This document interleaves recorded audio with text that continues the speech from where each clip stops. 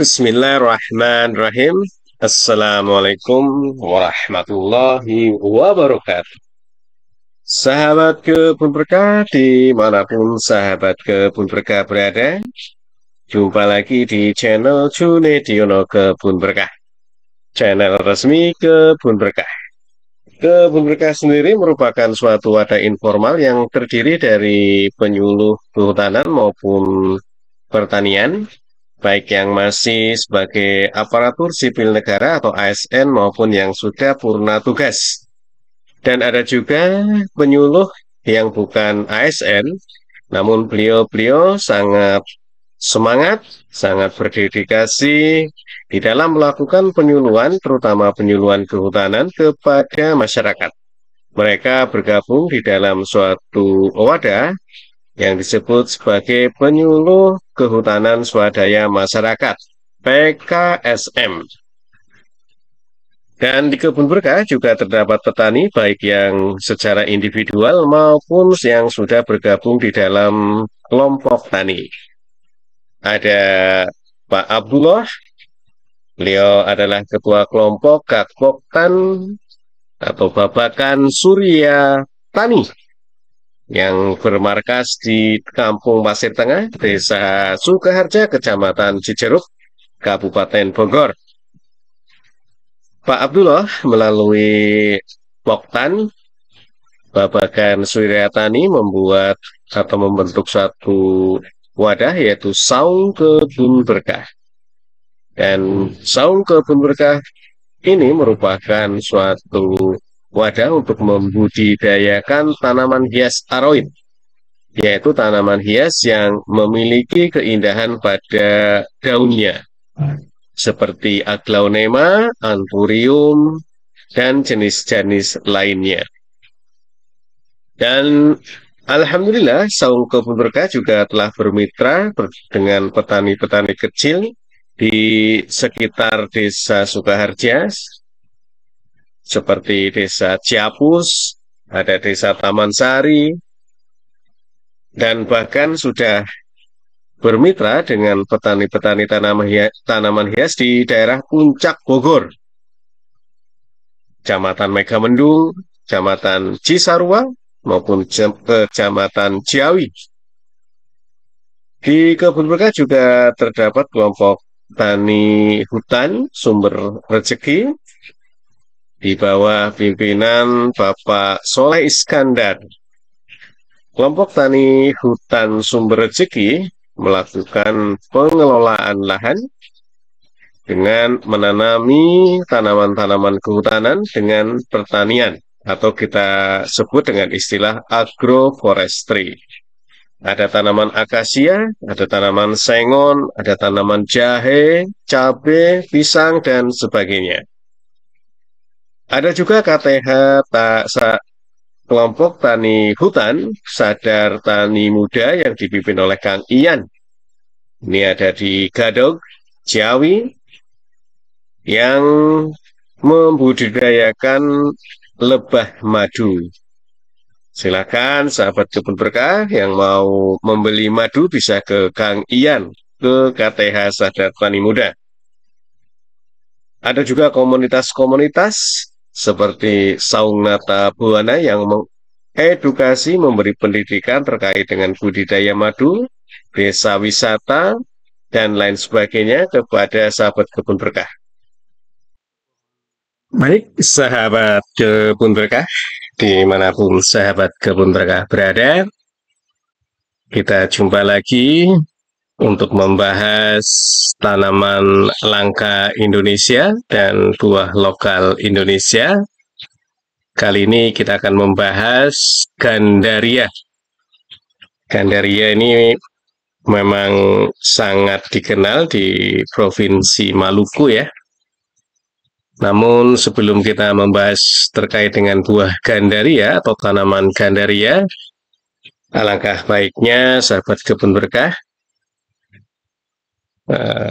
kami ingin memohon kepada sahabat Kebun Berkah semua untuk berkenan meramaikan channel Junediono Kebun Berkah dengan cara subscribe, tonton, komen, like maupun share ke kawan-kawan yang lain, ataupun sahabat Kebun Beriska bisa bergabung bersama channel ini, sehingga nantinya channel ini akan memberikan informasi direct, informasi langsung kepada sahabat Kebun Berkah yang berlangganan.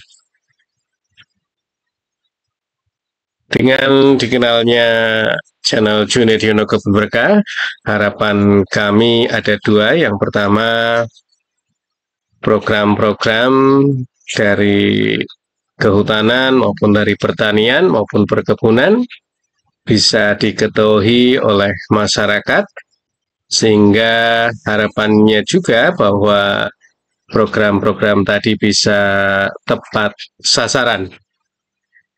Harapan yang kedua adalah bahwa dengan dikenalnya channel Junediono Kebun Berkah, maka produk-produk dari petani Kebun Berkah bisa dibeli oleh sahabat Kebun Berkah, bisa laku, sehingga bisa meningkatkan pendapatan petani di Kebun Berkah.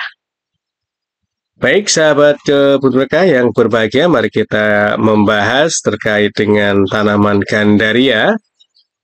Dan literasi-literasi yang akan kami ambil berasal dari beberapa sumber yang nantinya akan kami sebutkan satu persatu. Baik, yang pertama tentunya kita harus lebih mengenal terkait dengan buah gandaria. Tanaman gandaria ini klasifikasinya seperti apa sih?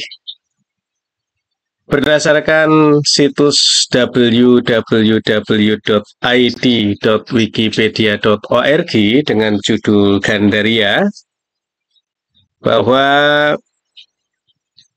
klasifikasi ilmiah dari tanaman gandaria yang pertama adalah kerajaannya adalah plantae, divisinya adalah Angiospermae, ordonya adalah Sapindales, familinya adalah Anacardiaceae, genusnya adalah Bouwea, dan spesiesnya adalah Bouwea macrophylla, Grif. Atau sinonimnya ada yang menamakan Bouwea gandaria B. Itulah klasifikasi ilmiah dari tanaman gandaria dengan nama spesies Bouwea macrophylla atau Bouwea gandaria.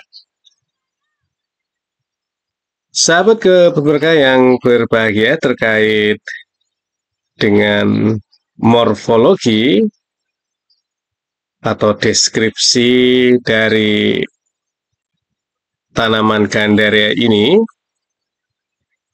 bahwa buah gandaria menyerupai mangga bulat yang kecil, pohonnya sedang, ada juga yang tinggi, tingginya dapat mencapai 25 meter, tajuknya rapat, dahannya berbentuk lebar memanjang dengan ujung yang tumpul. Perbuahannya malai, bunganya menyerupai bunga mangga yang berwarna kuning dan muncul di ketiak daun. Berbunga pada bulan September sampai Desember, buahnya bulat seperti kelereng, tipenya seperti buah batu, mengeluarkan cairan kental dan bau khas seperti terpentin. Sewaktu masih muda, buah berwarna hijau dan kalau sudah matang berwarna kuning oranye. Biji berwarna ungu dan daunnya bertipe tunggal, berbentuk bundar dan cenderung bundar telur, lonjong sampai bentuk lenset atau jorong. Waktu muda berwarna putih, kemudian berangsur ungu tua, lalu menjadi hijau tua. Itulah sahabat Kebun Berkah deskripsi dari tanaman gandaria. Sahabat Kebun Berkah yang berbahagia, ada sebuah kajian dari Universitas Patimura Ambon, yaitu dengan judul Kajian Agronomi dan Pemanfaatan Buah Gandaria, Bouwea macrophylla Grif, yang dilakukan oleh Vilma L. Tanasale yang merupakan staf pengajar dari Fakultas Pertanian Unpati. Sahabat kebun berkah yang berbahagia, adapun morfologi yang disampaikan oleh beliau, oleh Vilma L. Tanasale, bahwa batang gandaria ini berbentuk pohon, tingginya kurang lebih mencapai 27 meter dengan kulit kayu yang retak-retak, berwarna coklat muda, dan seringkali memiliki ranting yang menggantung, tidak berbulu, persegi empat ataupun pipih. Adapun daunnya adalah daunnya tipenya tunggal, berbentuk bulat telur lonjong sampai bentuk lanset atau bentuk pasak. Ujungnya lancip sampai runcing dengan panjang tangkai 1 sampai 2,5 cm. Bunganya tersusun pada malai, muncul di ketiak daun dengan panjang 4 sampai 12 cm. Bagian bunganya sebagian besar berkelipatan 4, berukuran kecil. Cuping kelopak mahkotanya lonjong berukuran 1,5 sampai 2,5 mm kali 1 mm, berwarna kekuning-kuningan, kemudian cepat berubah menjadi coklat. Buah bertipe buah batu, berbentuk agak bulat, daging buahnya kuning atau orange. Buahnya berbentuk lonjong dan berukuran kecil, kurang lebih diameter 3 sampai 5 cm. Buah yang masak berwarna kuning kemerahan atau oranye dan berair. Daging buahnya tebal, rasanya ada yang manis dan ada yang asam. Di sekeliling biji malahan sangat masam, walaupun buahnya sudah masak benar. Buah gandaria mempunyai biji yang cukup besar dan berkulit keras. Biji-biji yang besar mempunyai persediaan makanan yang lebih banyak dan banyak membutuhkan air di dalam pertumbuhannya. Adapun aspek dari penyebaran tanaman ini, penyebaran tanaman gandaria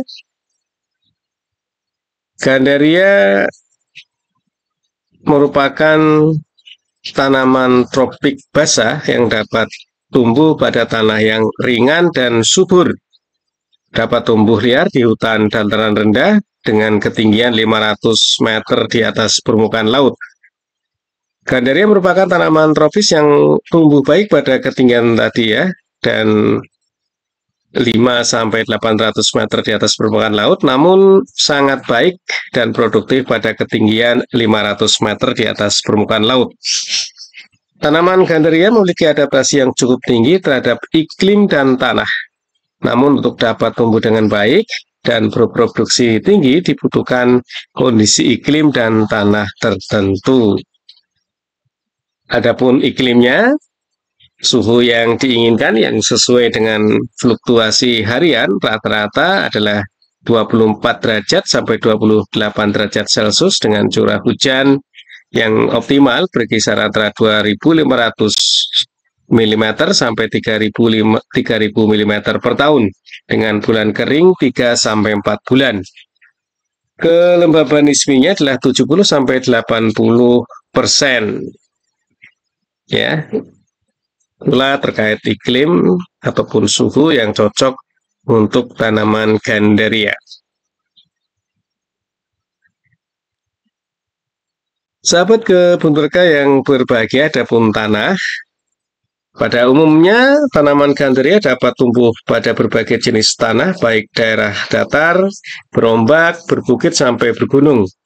Tipe tanah yang dikehendaki adalah berpasir dengan tingkat kesuburan tanah yang baik sampai sedang, dan pH tanah antara 4,5 sampai 7. Dan persyaratan fisik lainnya yang cocok untuk pertumbuhan dan produksinya adalah tanah gembur, ringan, drainase, dan aerasinya baik. Faktor fisik tanah erat kaitannya dengan daya penetrasi dan kemampuan akar di dalam menyerap hara. Jenis-jenis tanah yang dapat dijumpai pada habitat tanaman gandaria, khususnya di Pulau Ambon, adalah tanah yang regosol, kambisol, aluvial, litosol, maupun burnism. Ya. adalah tanah-tanah yang cocok untuk tanaman gandaria. Adapun untuk perbanyakan gandaria bisa melalui perbanyakan biji ya. Namun untuk berbuah butuh waktu 12 sampai 15 tahun. Ini menurut Tirta Winata di tahun 2002 ya. Untuk itu, maka perbanyakan secara vegetatif seperti cangkok ya, ataupun okulasi, ataupun menyambung. Contohnya okulasi, tanaman gandaria bisa berproduksi dari dalam umur 3 sampai 4 tahun. Ya, ini bisa dihemat 3 atau sampai 4 kalinya ya, sahabat kebun berkah, dibanding dengan perbanyakan secara biji.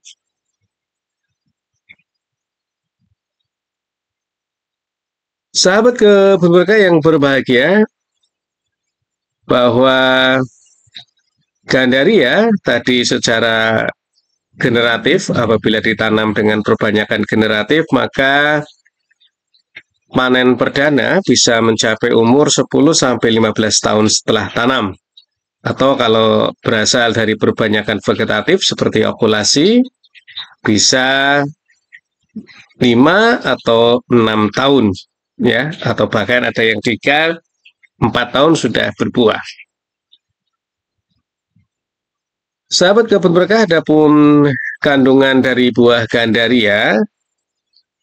Buah gandaria di dalam 100 gram bagian yang dapat dimakan mengandung 85 gram air, 12 mg protein, 600 mg serat, 230 mg abu, 6 mg kalsium, 10,8 mg fosfor, 0,31 mg besi, 0,043 mg karotena, 0,031 mg tiamina, 0,025 mg riboflavin, 0,286 mg niacina, dan 70 mg vitamin. Ini kandungan vitaminnya ada vitamin A maupun vitamin C. Itulah kandungan dari gandaria. Dan pustaka ini atau literasi ini berasal dari kajian agronomi dan pemanfaatan buah gandaria Buea Macrobilagrif yang disusun oleh Vilma L. Tanasale, staf pengajar Fakultas Pertanian Universitas Patimura, Ambon. Sahabat kebun berkah yang berbahagia, lalu untuk membudidayakannya, walaupun tadi sekilas sudah disebutkan di dalam situs kajian tadi, dan gandaria ini sebagai tanaman khas Maluku ya, namun penyebarannya bisa ada di Jawa Barat, bisa di Jawa Tengah maupun Kalimantan.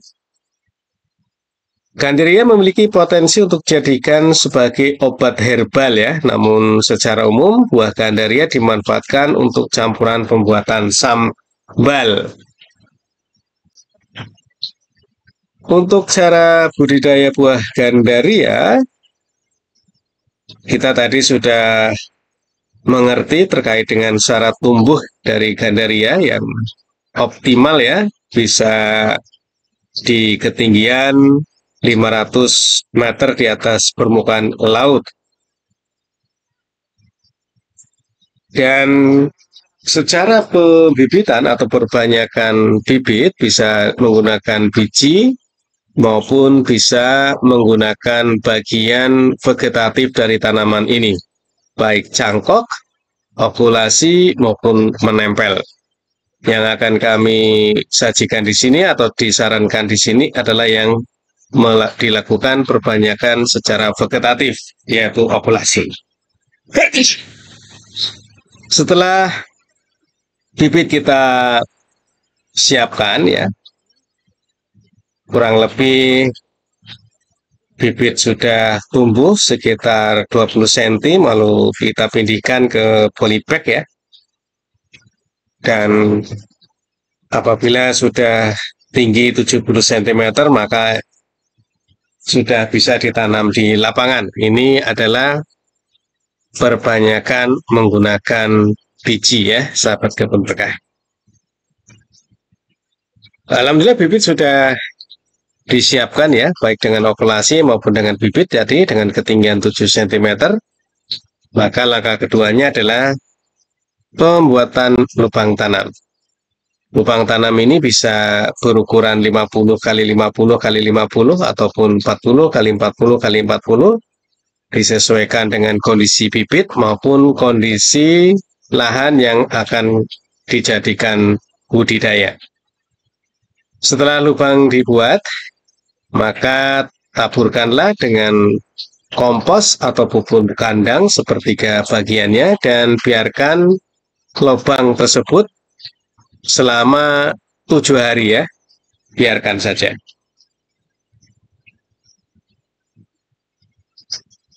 Setelah 7 hari barulah kita tanam dengan gandaria.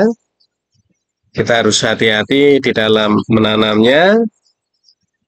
Kita gali lubang tadi yang bekas media tanah, kita lubangi ya, lalu kita masukkan bibit tanaman gandaria dan jangan lupa polybagnya dibuang. Kita pastikan bahwa bibit gandaria benar-benar tegak lurus, lalu kita timbun lagi dengan tanah, kita padatkan secara pelan-pelan, jangan sampai merusak akar. Dan setelah proses penanaman selesai, maka kita pun menyiram tanaman tadi ya, agar bisa terjaga kelembabannya. Langkah yang kedua atau ketiga dari budidaya gandaria adalah pemeliharaan. Pemeliharaan ini bisa dari sisi pengairan atau penyiraman, maka siramlah tanaman gandaria yang masih muda untuk tetap terjaga kelembabannya. Dan penyiraman ini lebih baik dilakukan pada pagi hari jam 7 sampai jam 9 ataupun pada sore hari jam 4. Pemeliharaan yang kedua adalah pembersihan gulma ya, yang berada di sekitar tanaman gandaria agar tidak terjadi kompetensi kebutuhan unsur hara dan kebutuhan sinar matahari. Pemeliharaan yang ketiga yaitu dengan pemupukan. Pemupukan saat tanaman sudah berusia 2 bulan dengan menggunakan pupuk kandang dan sebisa mungkin untuk menghindar dari penggunaan pupuk kimia. Itulah sahabat kebun berkah, dan pengendalian OPT, pengendalian organisme pengganggu tanaman, alhamdulillah gandaria ini belum diinformasikan terkait dengan hama yang menyerangnya ya. Mudah-mudahan tidak ada sahabat kebun berkah. Dan teknik budidaya selanjutnya adalah pemanenan. Pemanenan tanaman gandaria ini seperti yang sudah disampaikan bahwa apabila menggunakan bibit dari vegetatif seperti cangkok, bisa dengan cepat berbuah, bisa 3-4 tahun sudah berbuah atau 5-6 tahun setelah penanaman. Itulah sahabat kebun berkah yang berbahagia terkait dengan budidaya gandaria. Lalu apa sih yang harus ketahui terkait dengan manfaat dari buah gandaria ini? Seperti yang sudah kami sampaikan tadi di literatur bahwa buah gandaria kaya akan kandungan vitamin C ya. Mohon maaf tadi untuk budidaya kami dapatkan literatur dari www.paktanidigital.com. dengan judul Mengenal Buah Tanaman Gandaria beserta cara budidayanya. Lalu yang selanjutnya kita membahas terkait manfaat buah Gandaria yang kami ambil dari situs www.alodokter.com dengan judul 9 manfaat buah Gandaria yang jarang diketahui. Tadi kita sudah dikenalkan bahwa kandungan Gandaria salah satunya adalah kandungan vitamin C ya, yang luar biasa ya. Dan kita sudah mengetahui bahwa vitamin C ini memiliki manfaat yang luar biasa terkait dengan daya tahan tubuh maupun terkait dengan kecantikan.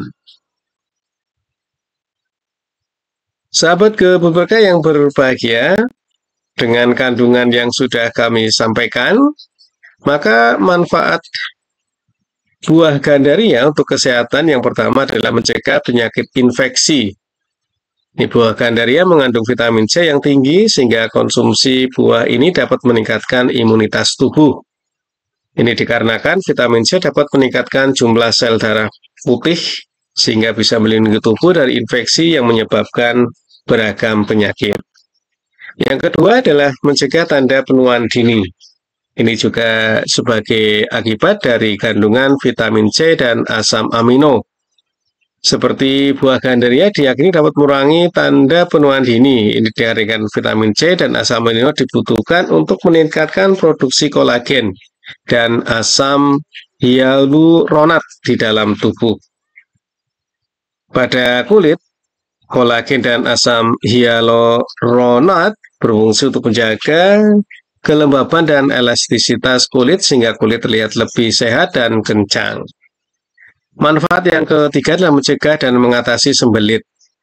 Saat sembelit untuk datang, disarankan pada sahabat kebun berkah untuk mengkonsumsi buah-buahan seperti buah Gandaria.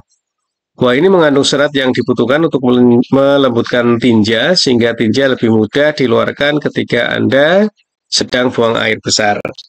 Manfaat yang keempat adalah menurunkan berat badan. Manfaat yang kelima, mencegah anemia.